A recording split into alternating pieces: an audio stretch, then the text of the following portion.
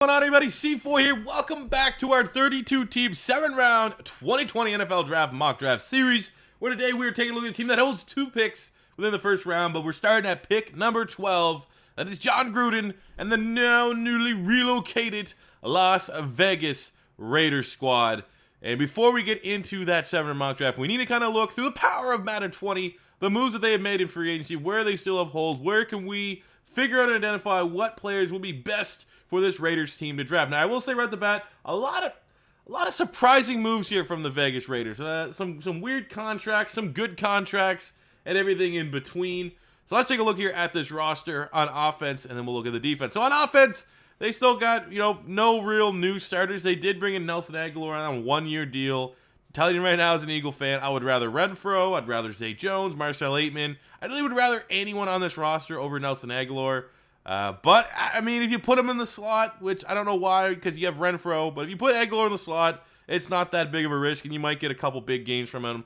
But other than that, don't get your hopes up. They brought in Marcus Mariota to come and be a backup to Derek Carr. That could be interesting. Gruden seems to love Marcus Mariota, and I think maybe the signing, you might think at face value because he got burned out by Ryan Tannehill in Tennessee. It's not that much of a QB controversy, but I think if Derek Carr, I think it shortens Derek Carr's leash just a little bit there. So keep an eye on that. Could be one of the interesting quarterback battles.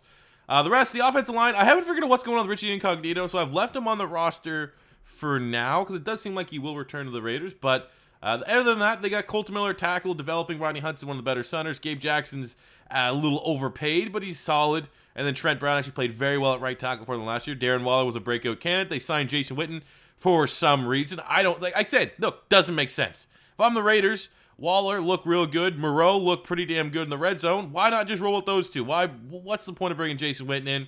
Other than just having a veteran presence, I guess. But if Witten eats into like Moreau's snaps and development, that's not that great of a move. Flipping to the defense, some very surprising moves, some good moves. First, we'll start with the good. I did like the signing of Kwiatkowski and Littleton. Those are my 2 favorite linebackers that were on the free agency pool. Littleton is a great cover linebacker, not a great tackler. Kwiatkowski, even though he's a converted safety, he's all right in coverage, but much more a better tackler. So I think they complement each other. And obviously, right outside linebacker, I'm probably going to have them try to fix that during the draft. Looking at the front, they brought in Carl Nassib, which it's a nice rotational piece. It's I assume Max Crosby's going to start, and there's still, I don't know what's going on with Cleveland Ferrell. Turned out not to be a great pick, even though it was a very surprising pick. Anyways, are they going to move him inside? He's a versatile guy. Nassib's not a bad contract. They would get him for, I think, $16 million guaranteed over the next 3 years. Good rotational piece. Inside, Hurst is a monster. Hankins is solid. They got Malik Collins coming over from the Dallas Cowboys. It actually kind of looks like Collins might start along with Mo Hurst. That's some upside there. Secondary is not good. Not good at all. Trayvon Mullen, probably their corner 1. And then the rest is up for grabs. So we will see us address this position during the draft. At safety, they signed Jeff Heath. This is the safety where it gets really confusing to me. Because if I'm looking at this as a Raider fan, I want Abram to be my starting strong safety. There's a reason why you burned a first-round pick on him. And then you signed Demarius Randall to go with Joyner. Now, Joyner played nickel corner, and he was bad last year. He played for the Raiders, not good. And you look a year ago. Before that, he played for the Rams at safety and was very good.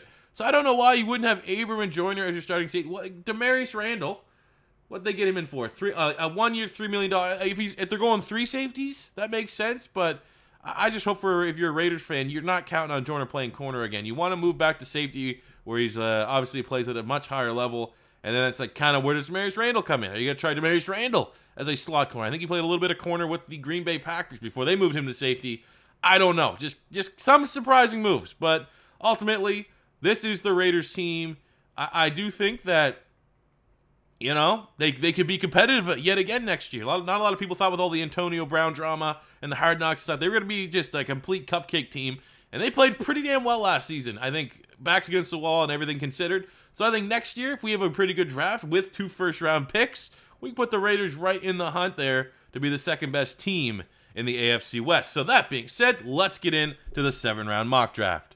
So with the 12th pick now on the clock, we have the Las Vegas Raiders selecting Jerry Jeudy, wide receiver from Alabama, 6'1", 195 pounds, the best route runner in this year's draft class, pairing that with just the raw technical ability that is, I think, an advantage over all the other top, the CeeDee Lambs, the Henry Ruggs, Denzel Mims, Justin Jefferson, whoever you want to put in that category. The technical ability, the route running ability of Jeudy is bar none. He also clocked in a 4.45 at the combine, so the speed to win on the outside. Slot reps over the middle, played a lot of slot for Alabama. He can play outside. He's just truly a complete wide receiver. Whatever you want him to do, whatever Gruden's going to want him to do in that offense, he is going to be able to pick it up very quickly and execute as a rookie. I think you look at the Raiders wide receiver core right now, he is wide receiver 1. I mean, the 2 years as a starter at Alabama, 135 catches, around 2,500 yards, and 24 touchdowns. I think this is a home run pick for the Raiders. You look at the wide receiver core that they have,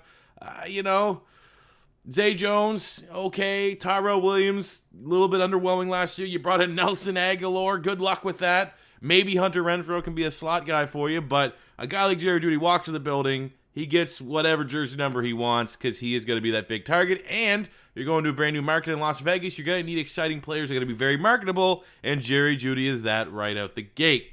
Going to their second first-round pick at pick 19. I am selecting Jeff Gladney, cornerback from TCU, 5'10", 190 pounds. Now, he's one of my favorite corners in this year's draft class. I currently have him as my number 2 corner in the class after Jeff Okudah. It's really close. After Jeff Okudah, pick your poison of what you're looking for in a corner between Jeff Gladney, C.J. Henderson, Christian Fulton.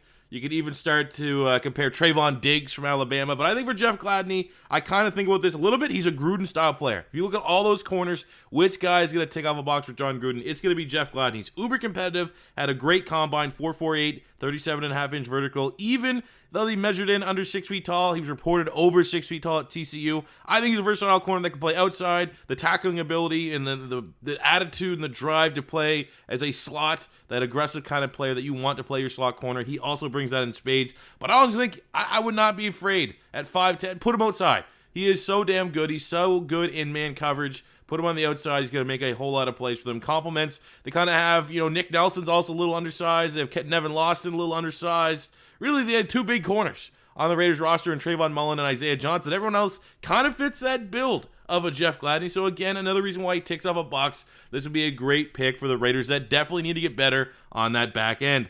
I think he's going to be the best corner day 1, much like the Jerry Jeudy pick. You look at his career at TCU, over 150 tackles, 5 interceptions, 37 PBUs, just all over the place, constantly making plays. I think this is a home run pick.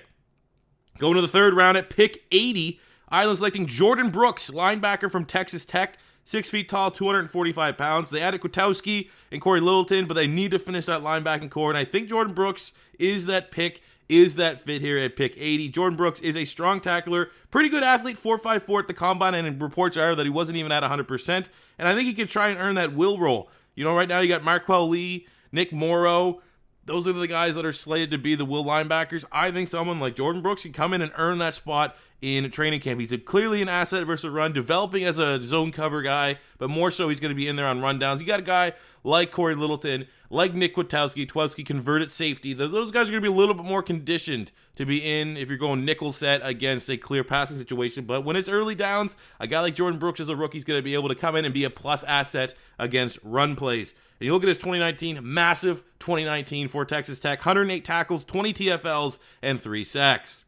Going to their 2nd, 3rd round pick at pick 81, I'm selecting Nitain Muti, offensive guard from Fresno State, 6'3", 315 pounds, a very powerful interior offensive lineman. Would it go higher if it wasn't for a medical? Now, there are a lot of big red flags here for the medical. Muti and really Trey Adams from Washington are 2 really talented guys that I think would be 1st, 2nd round picks if they didn't have the medical, but because they have the medical, 3rd round is where these guys started to get drafted by teams that are going to gamble. And I think when Muti put up 44 reps on the bench press, didn't get to go through the rest of the drills where I think he would have shined as well because he's a great mover in space. But I think he's going to be groomed, potentially be the Richie Incognito heir on that offensive line. And because they have Richie Incognito, because they have Gabe Jackson, you don't need to rush a guy like Muti. Get him healthy 100%, get him ready, and then have him proceed to be the heir. Give him some spot reps so he can be the top guard, rotational, or fill in due to injury as a rookie. But get him healthy this year, get him all up on a strength and conditioning program at an NFL level, and then look towards 2020 when most likely Richie Incognito is going to be retiring. You can have a plug-and-play starter at left guard here for the Vegas Raiders. He's a plus player, a real people mover, and a road grader inside in the run game. Finishing up the 3rd round for the Raiders at pick 91, I was selecting Jordan Elliott, defensive tackle from Missouri, 6'4", 315 pounds, 2019 Pro Football Focus, 1st team SEC. Jordan Elliott's more of a tape flasher, guy that you have to kind of watch them play. I watched 2 or 3 Mizzou games versus a guy that goes up in the box score because last year only 8.5 TFLs and 2.5 sacks, but he's a very long rotational interior defensive lineman who could come and become a great replacement for Jonathan Hankins, who's in his last contract year, kind of expensive, and compete with 2018 second rounder PJ Hall for some rotational reps behind Mo Hurst, and you're going to assume Malik Collins, who came up from the Dallas Cowboys in free agency, is going to be that second defensive tackle. Scouts, you look at any of the reports surrounding Jordan Elliott, they really like his upside as a pass rusher. Again, when you're kind of just watching the games, you could see it flash a little bit, but the end production wasn't there that I could kind of see that. But the consensus, when you look on all the various websites, look at NFL, you look at, Walter Football, if you're still people looking at it, you look at all of these, the Draft Network, everything in between, it all just kind of the buzzword for him is upside as a pass rusher. So, yeah, take their word for it, not mine. Going to the 4th round, at pick 121, I was selecting Tanner Muse, safety from Clemson, 6'2", 230 pounds, an insane combine, 4.41, 20 reps on the bench press. Looked like the most explosive athlete out there. He got an eye roll from Deion Sanders because pretty much anytime a white guy runs really, really fast, I'm thinking back to like when Troy Apke at Penn State did it, Deion always laughs, and he laughed when Tanner Muse ran really, really fast. Doesn't really line up with his tape. Very stiff on tape. Doesn't really... I watched a lot of Clemson football. I would have thought he would have been like 4'6", something like that. 4'4", kind of came out of nowhere. But he is a box safety, high IQ, who eventually could convert to a linebacker. But I do think he's a Gruden grinder style pick. And John Gruden likes these type of guys. And he's going to pick these kind of guys. But they're investing big money in like Jeff Heath. Well, not big money, but they're investing decent money in guys like Jeff Heath and stuff like that. That gives you the idea that Gruden likes the grinder type guys. And that is Tanner Muse in spades. And I think as a rookie, he's going to offer really, really strong special teams play. And when you look at the safeties on the roster for the Raiders, he has a different skill set than any of their starters. Abram, more of a finesse guy, even though he can bring the boom. Randall, cover guy. LaMarcus Joyner, cover guy. A guy like Tanner Muse, box safety, have him in on rundowns, clearly has a defined role as a rookie. And you look at his career for Clemson, very productive. Almost 200 tackles, 10 TFL, 7 picks, and 14 pass breakups. And then finishing up the draft here for the Raiders in the 5th round at 159, I was selecting Benjamin Victor, wide receiver from Ohio State. 6'4", 200 pounds, big jump ball possession type receiver who can offer something as a rookie in red zone packages as he gets stronger, fills out his frame a little bit, and develops. I think you look at the back end of the wide receiver room, you got Keelan Doss, who obviously was a fan favorite from Hard Knocks, Ratliff Williams, Rico Gafford, Marcel Aitman. I think obviously Victor a little bit comparable to Aitman a little bit, but I think more so you look at those last 3 spots, I think he's going to add some competition to finally tack on the final 53. And I just look at the guys, even though Tyrell Williams is big, not really a red zone threat, more guy that uses more of his speed on the outside. Same with Marcel Aitman, not really a red zone threat, uses his speed on the outside. So while they have someone like Darren Waller who can utilize in the red zone, Foster Moreau from the tight end spot, they brought in Jason Witten for some reason. I think for a wide receiver that can develop as an outside possession red zone threat, I like Victor in the 5th round to develop there for that role for the Vegas Raiders offense. So there you go, guys. That is my 7-round mock draft for the Las Vegas Raiders. Let me know how you feel about it in the comment section below. That does it for me today, guys. Thank you for watching. As always, if it's your first time stopping by, don't be afraid to hit that subscribe button. Smash the like button if you enjoyed. And until next time, it's C4 saying peace out.